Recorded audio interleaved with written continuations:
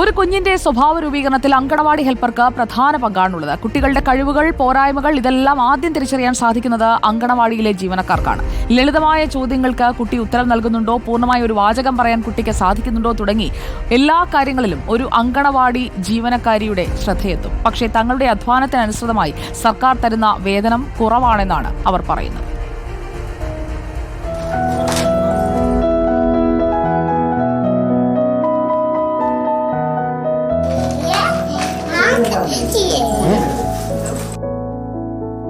Pathanamthitta Aikkad 95 number അങ്കണവാടിയിൽ anganwadi worker Ambika തിരക്കിലാണ്.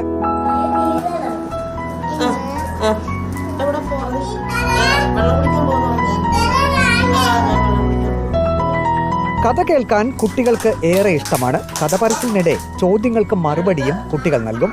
നമുക്ക് കഥയാ പറയുന്നത്. ഏത് കഥയാ പറയുന്നത് അറിയാമോ? തോപ്പിക്കാരൻ അപ്പൂപ്പന്റെ കഥ. ആരുടെ കഥയാ? തൊപ്പിക്കാരൻ അപ്പൂപ്പൻ തൊപ്പിയായിട്ട് എങ്ങനെ പോവായിരുന്നു? എവിടെ പോയി? തൊപ്പി വിൽക്കാൻ പോയില്ലയോ?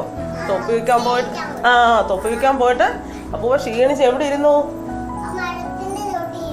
മരത്തിന്റെ ഇവിടെ ഇരുന്നു. അപ്പോ ആ മരത്തിന്റെ മുകളിൽ ആരുണ്ടായിരുന്നു?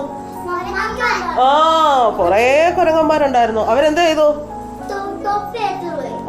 തൊപ്പി എടുത്ത് എവിടെ വെച്ചു?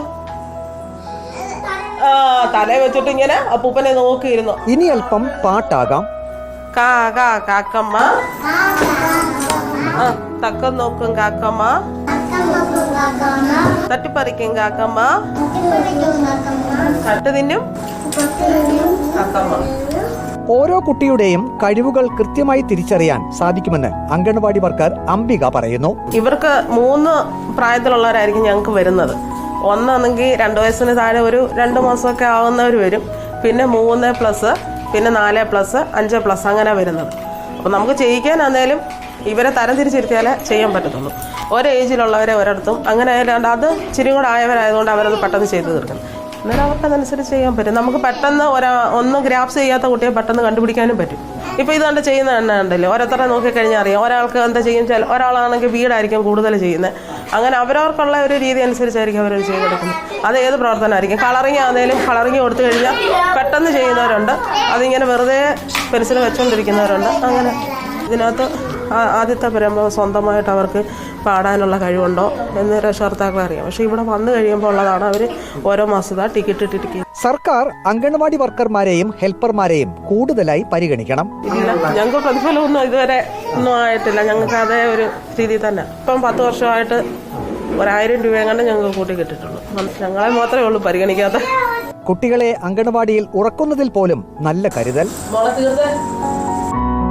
മുട്ടായി വേണോ? അന്ന് എളുപ്പം കണ്ണടക്കി ഉറങ്ങി. ഒരു കുട്ടിയുടെ സ്വഭാവ രൂപീകരണത്തിൽ അംഗൻവാടി വർക്കർമാർക്കും ഹെൽപ്പർമാർക്കും വളരെയധികം പ്രാധാന്യമുണ്ട്. ഇതറിഞ്ഞുകൊണ്ട് സർക്കാർ അവരെ കൂടുതൽ പരിഗണിക്കണം എന്നാണ് ഇവരുടെ അഭിപ്രായം. വീഡിയോ ജേർണലിസ്റ്റ് അജി കുടുംബനൊപ്പം reporter Praveen Purushothaman, in Reporter, Pathanamthitta.